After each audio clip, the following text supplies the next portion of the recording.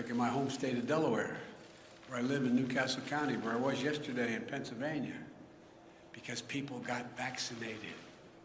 They got vaccinated.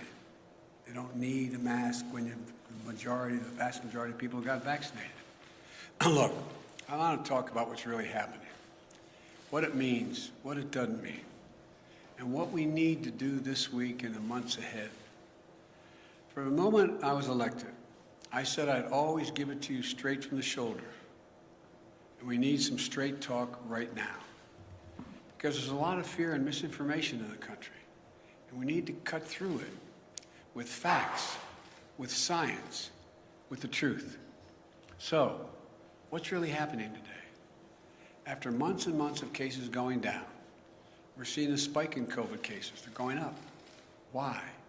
Because of this new form, this new variant called the Delta variant. This is a much different variant than the one we dealt with previously. It's highly transmissible, and it's causing a new wave of cases in those who are not vaccinated. Our experts tell me that cases will go up further before they start to come back down. But while cases are on the rise, we're not likely to see, according to experts, a comparable rise in hospitalizations or deaths in most areas of the country. So you have to ask yourself, why is that? Because 164 million Americans are fully vaccinated, including 80% of the most vulnerable, are seniors. So there's a challenge, as you knew there could be. But there's also good news. We've spent the last 6 months preparing for this possibility. The vaccines are highly effective. We have enough vaccine for everyone to get vaccinated. And thanks to the American Rescue Plan and the hard work of the American people, we've administered over 325 million vaccinations doses in the past 6 months. We have the tools to prevent this new wave of COVID from shutting down our businesses, our schools, our society, as we saw happen last year. I've said from the beginning that we will be guided by the science. So here's what the science tells us.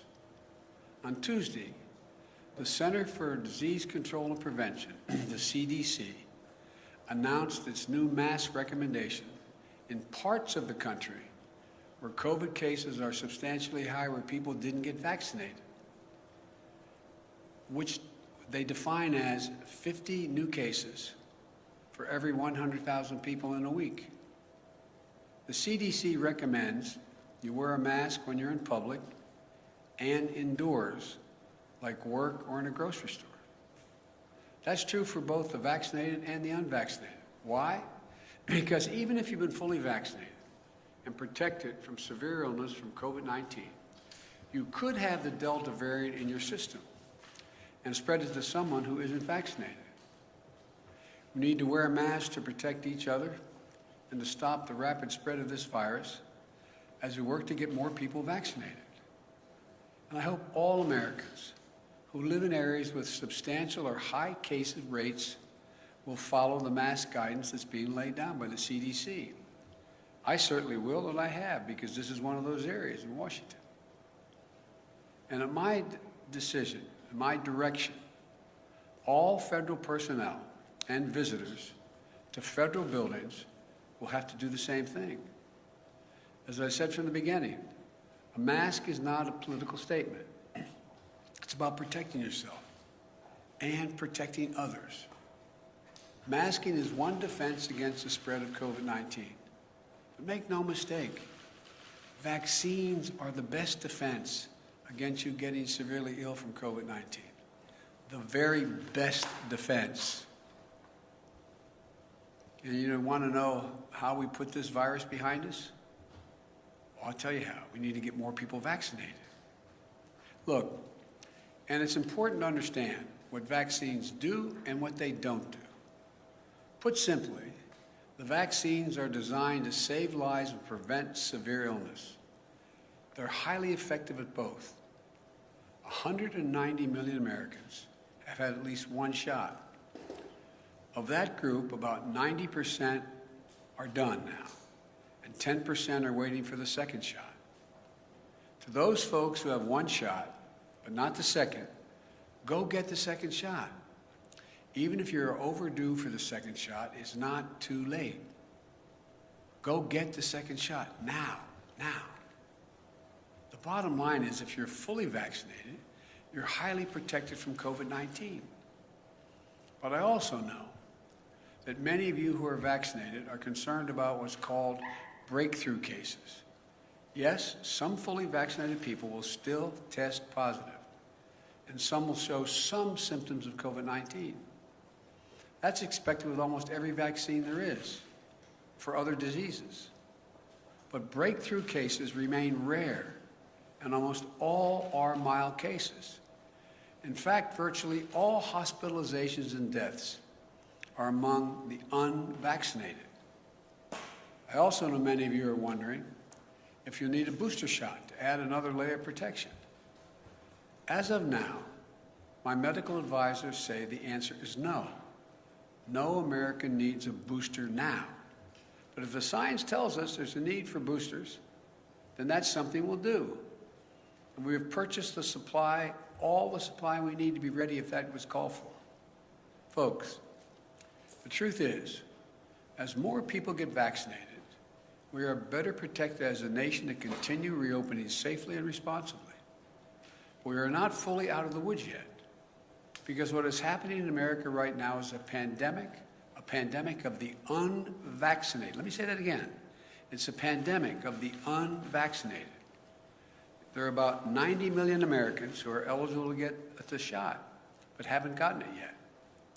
As I just mentioned, nearly all of the cases, hospitalizations, and deaths due to COVID-19 today are from unvaccinated people.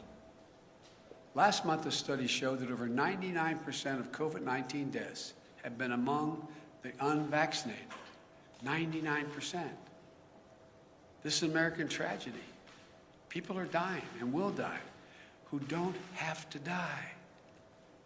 If you're out there unvaccinated, you don't have to die. Read the news. You'll see stories about vaccinated patients in hospitals. As they're lying in bed, dying from COVID-19, they're asking, "Doc, can I get the vaccine?" And the doctors have to say, "Sorry, it's too late."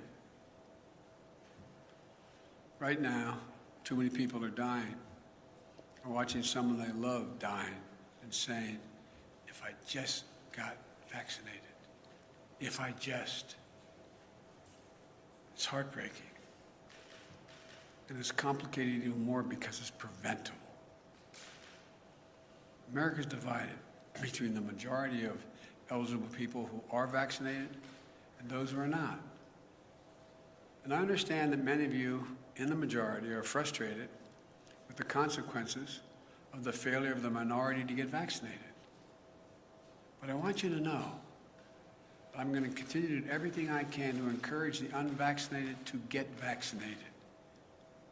That includes addressing hesitancy and misinformation head-on. For example, I know some of you who are unvaccinated think the development of a vaccine was rushed, therefore I'm not going to take a chance. As a result, I think it's not safe because it was rushed. I understand.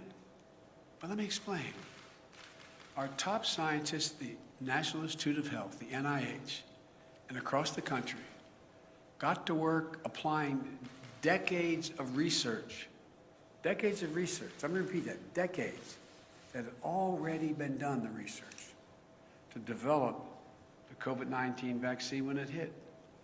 In the last 6 months, more than 325 million doses of the vaccine have been administered in the United States, and billions of doses administered around the world.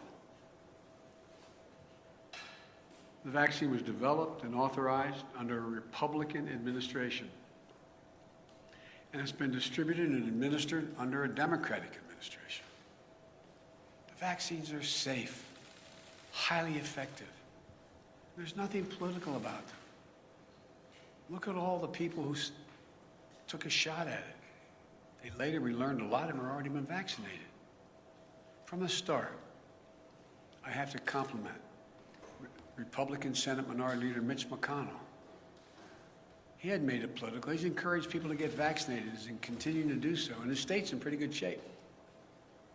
Alabama Republican Governor Kay Ivey recently spoke out to encourage vaccination, and even the commentators on facts who have been belittling this for a long time, some haven't, but many have, are arguing get vaccinated. Look, this is not about red states and blue states. It's literally about life and death. It's about life and death. That's what it's about. You know, and I know people talk about freedom, but I learned growing up in school and my parents, with freedom comes responsibility. Your decision to be unvaccinated impacts someone else. Unvaccinated people spread the virus.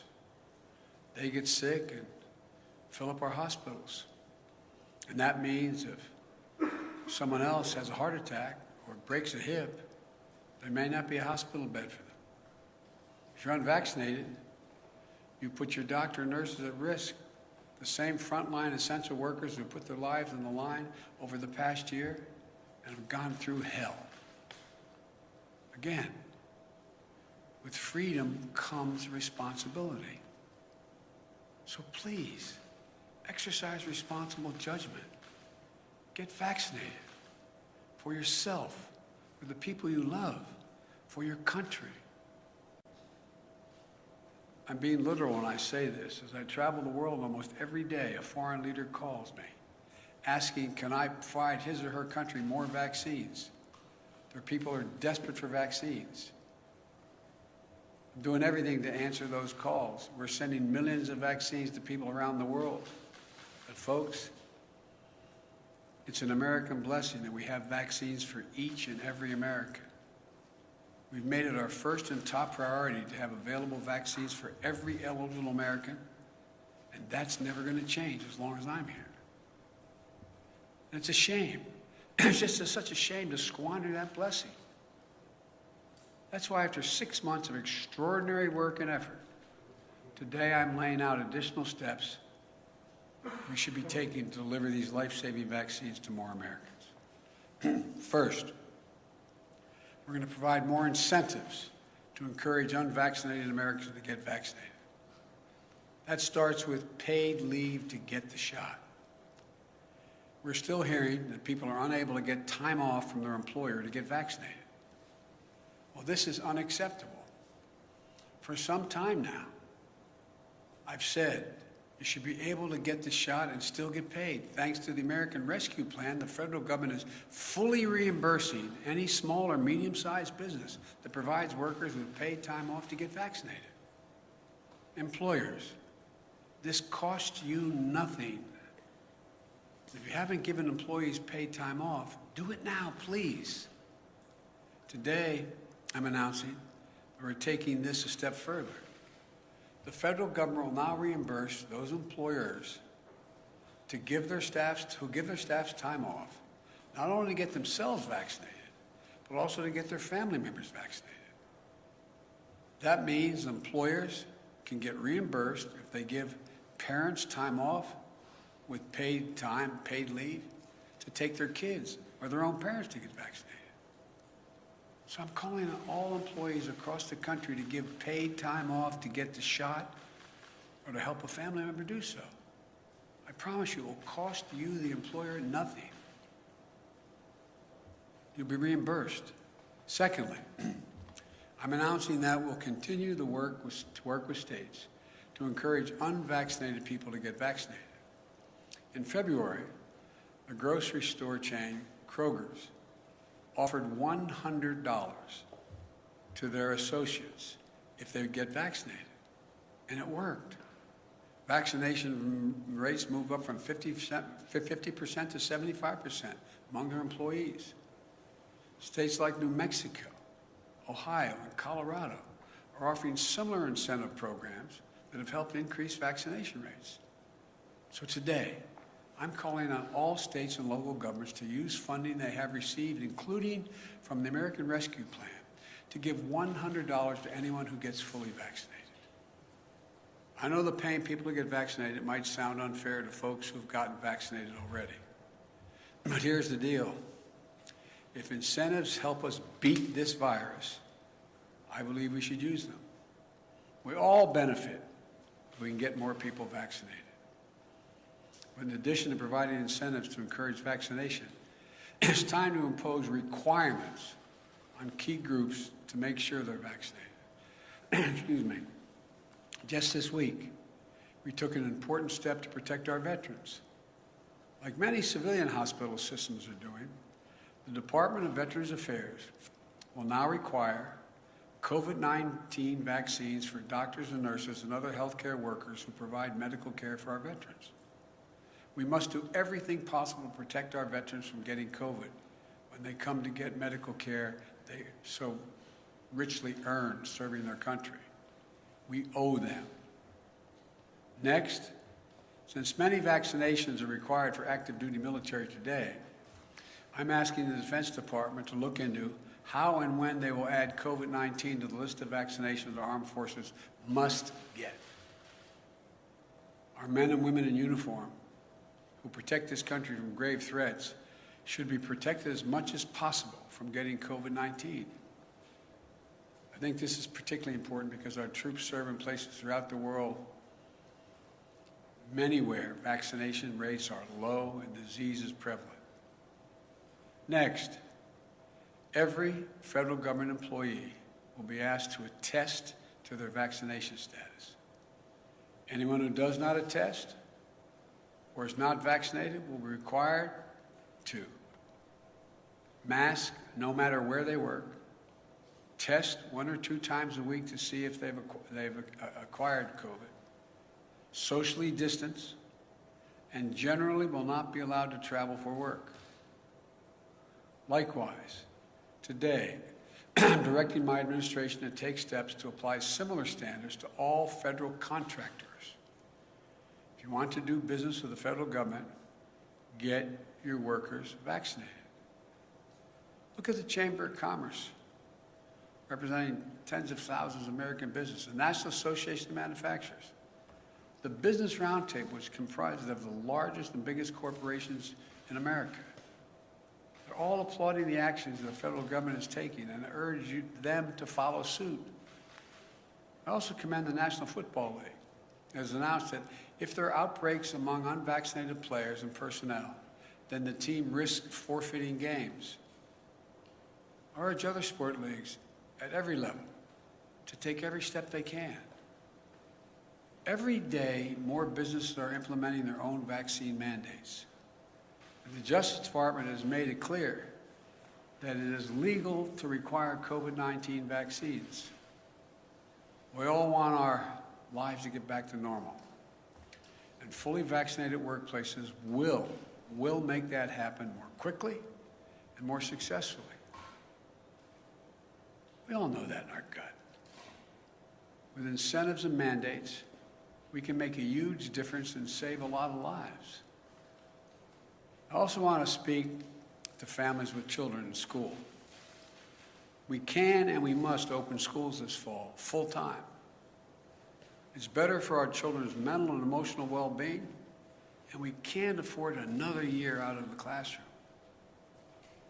Every school should be open, and we're giving them the tools to be able to do so safely. Even in those areas where they have a higher vaccination, they have a higher rate of COVID.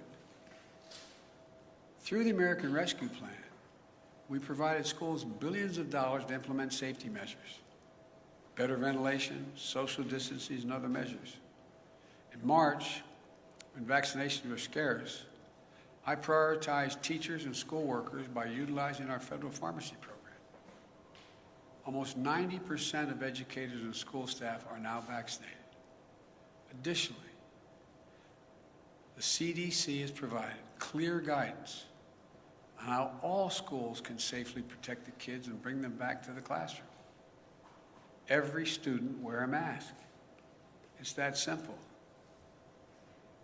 So we've funded safety measures in schools, we've vaccinated teachers and staff, and we can mask up our kids for further protection. But once again, There's one more thing we need to do. Get more adolescents, ages 12 and up, vaccinated now that they've been cleared. In the past week, the good news is we've seen the average number of 12 to 17-year-olds getting vaccinated increase 22% per day. Today, I'm asking school districts to host one last pop-up vaccination clinic over the coming weeks for kids ages 12 and up. We're directing the federal pharmacy program to help make that happen. Parents, get your children vaccinated. You do it for so many other things right now. For kids under 12, if and when the vaccines are deemed safe for them, we'll be prepared to get the vaccines administered as quickly and as safely as possible.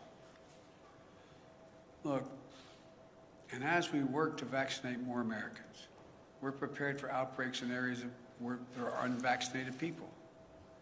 My administration has made it clear to every governor that more federal resources are available to them.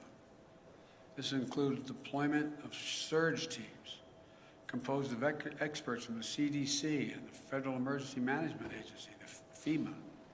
We're going to continue to provide states with more testing, treatments, protective equipment, personnel, mobile vaccination clinics to stem the surge of the virus among the unvaccinated. The pictures of hospitals in several states overloaded with patients is unnecessary, avoidable, and tragic. You know, we'll help any health system overloaded and unable to cope with a spike in cases. We're ready to do that. Let me close with this. If you're at home and vaccinated, but anxious, or even angry, or if you're at home and unvaccinated, unbothered, and unconvinced, let's step back and see where we are. Just remember how we've emerged from a dark winter into a hopeful spring and summer. But really remember just how dark that winter was. Over 3,600 Americans were dying each and every day. And now, even with the surge among the unvaccinated, we're down to that 300 Americans a day. Significant. Millions of people were out of work, out of homes, out of hope and going hungry. Remember those long lines? People in their automobiles waiting for a box of food to be put in their trunk? Experts and pundits said we couldn't get the vaccines. And even if we could get the vaccines, we couldn't get it in people's arms. We couldn't get them vaccinated. They predicted our economy would collapse. Remember how we stayed focused and how we went to work? In 6 months, we got 164 million Americans fully vaccinated.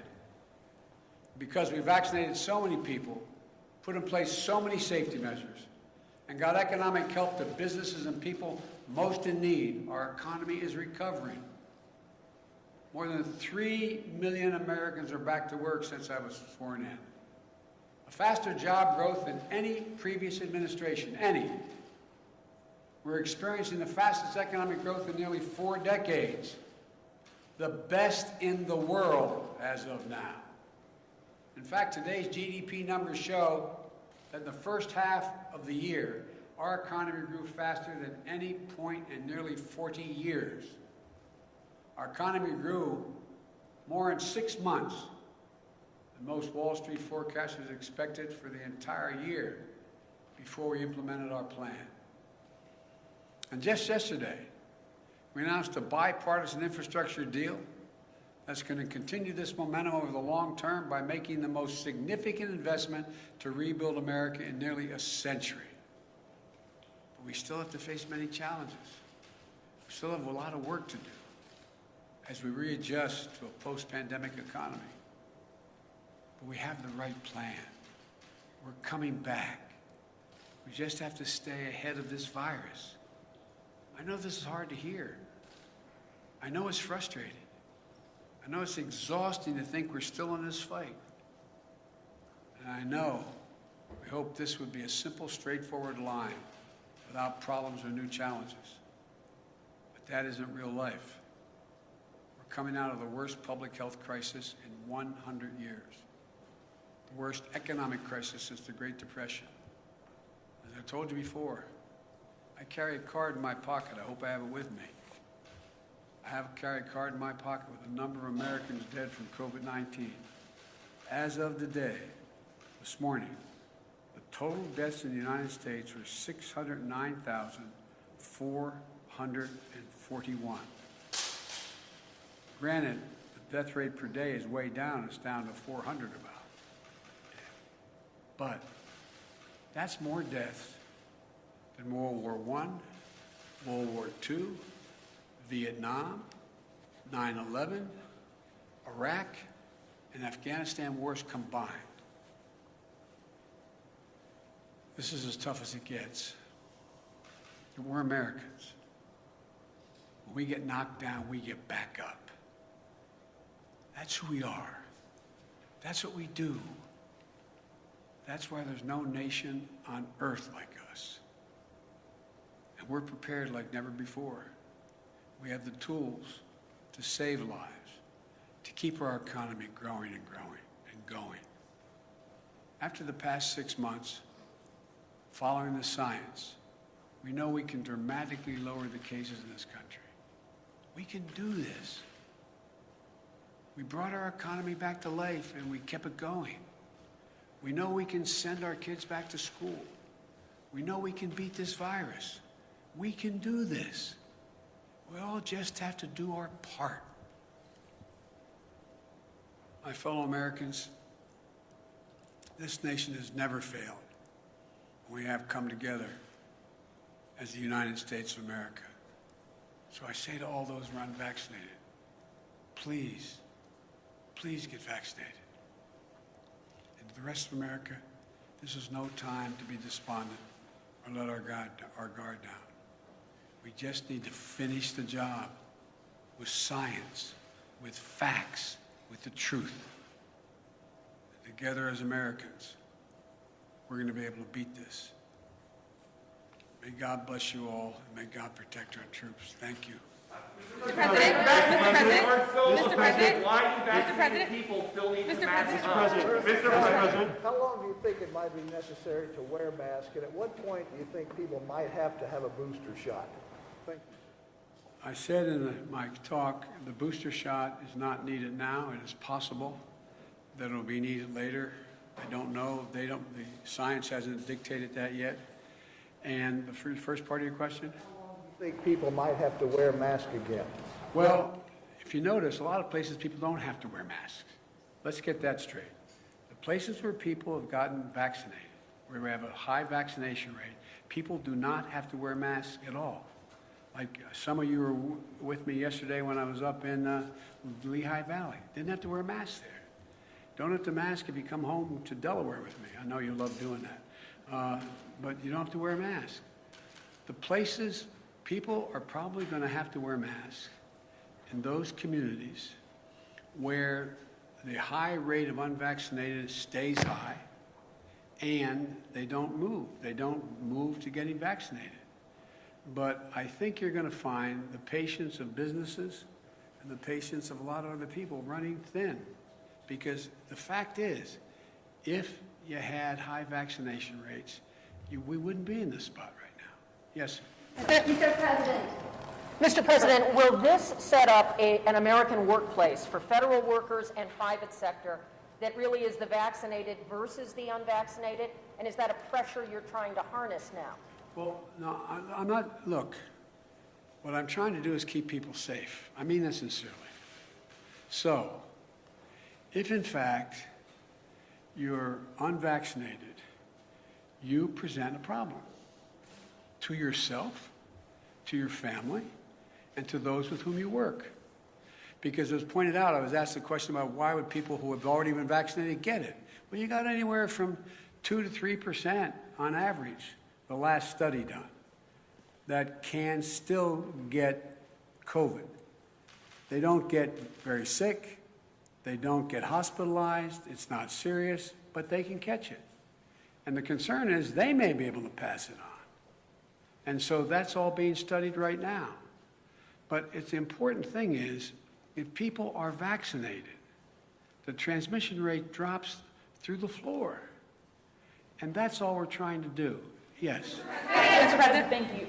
Why not push for vaccine mandates in states, private companies, schools? Do you want to see those entities pass vaccine mandates? Well, I'd like to see them continue to move in that direction, and that's why I pointed out. I had asked the Justice Department to determine whether they're able to do that legally, and they can. Local communities can do that. Local businesses can do that. It's still a question whether the federal government can mandate the whole country. I don't know that yet. Mr. President, you said earlier this week that we are not headed back towards lockdowns, but if the science is evolving, how can you be so confident in that? We heard you say weeks ago that the virus was on the run, but Dr. Fauci has also indicated that we are headed in the wrong direction. Well, you know, you're literally correct on everything you said, but it doesn't come to the conclusion you're implying. It is clear that if everybody's vaccinated, the existing vaccines work to prevent death, serious illness, hospitalization. Okay? If tomorrow I could wave a wand and every American was vaccinated, then in fact we'd be out of the woods. Now, can something else happen a year from now? Can there be a different virus? Can there be something? It's possible. But I'm talking about COVID and the existing variants that have come forward so far. So it's a simple proposition. If you're vaccinated, you find yourself in a situation where you are highly unlikely, even if you somehow get the virus, very small percentage do, that you are not going to be hospitalized, you're not going to be on a ventilator, you're not going to be sick, but you could be in a position to possibly spread it to someone who wasn't if you have it in you. Yes. Thank you so much, Mr. President. Thank you. I wanted to ask, why not require that the people show proof that they're vaccinated? And also, if you could just, with the 4 million, how much of an impact do you think this will have? Do you have a projection, sir? The projection on what? On how many people will get vaccinated by putting in this system? No, I'm not going to get in the business of projecting. Exactly how many people are likely. All I know is that we go through these periods, then we run up against a wall, then something happens where people realize, oh my Lord, this is really a problem, and they begin to see things. Look, the fact that a lot of your friends are now saying, get vaccinated, who were before saying, it's not a problem, this is all a Democratic thing, with a small d and a capital D. I mean, there's a lot changing. People are becoming aware. The more aware they become, then we have these surges of people going out and getting vaccinated. And it just keeps building. I'm sorry, sir. What about what? What about requiring proof, sir? Well, there's two ways to do it. I think you're going to see some institutions doing that. Like, you're going to fly abroad, you're going to have proof. You're not just going to be able to say, yeah, I got tested. You got to provide proof. My guess is if we don't start to make more progress, a lot of businesses and a lot of enterprises are going to require proof for you to be able to participate. Mr. President, back. And then I'm going to take off shortly here. What further actions are you going to take to encourage private businesses to follow this type of model to either require vaccines or require testing or other preventative procedures? I just did. I'm going to keep at it. I'm going to be talking about it around the country. Are you going to reach out to private businesses, meet with them, try and actively encourage them to follow this model? Well, I have. That's why we have folks from the Chamber of Commerce to the manufacturers, et cetera. So, am I going to call a meeting of every, business in the country to come to Washington or go on? I have made the case repeatedly. I doubt whether there's a single solitary business that doesn't understand that I think it's smart for them to require testing, and if you can't demonstrate, you can't prove you've been vaccinated, you have to be tested.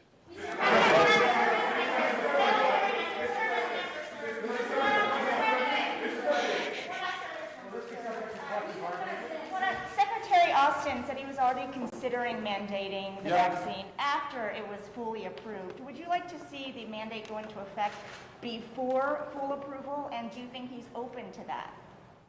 I know he's open to it, and the question is, when is the right time to get the most bang for the buck when you do it? A lot of this is timing, and so I think it's going to happen. But look, the one thing that you all are being politely and appropriately referencing is that it's still a temporary approval. So when does the final approval come? It usually takes a lot of work to get there. I made a commitment. I would not tell anyone in the Justice Department who they should prosecute, and I would not tell the health industry, the government health entities, what they should say and do. But my expectation is they're going to reach that conclusion in the early fall. Thank you very much. Mr. President, you said if you are fully vaccinated, you no longer need to wear a mask. And it seems... I have said if you're fully vaccinated in an area where we do not have, well, let me clarify. In May, you made it sound like a vaccine was the ticket to losing the mask forever. And That is true at the time, because I thought there were people who were going to understand that getting vaccinated made a gigantic difference. And what happened was, the new variant came along, they didn't get vaccinated, it was spread more rapidly, and more people were getting sick. That's the difference. but those people, sir. How is the First Lady, sir? We're going to find out in a minute. That's why I'm leaving.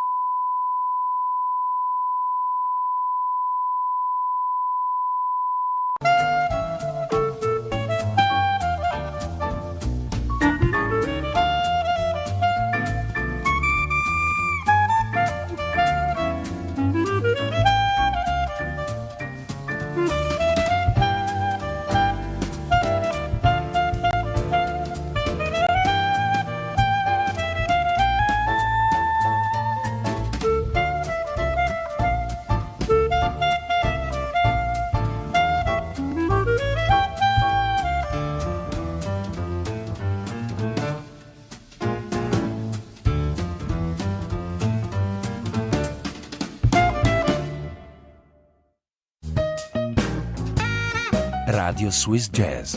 Music pure, senza pubblicità e senza interruzioni.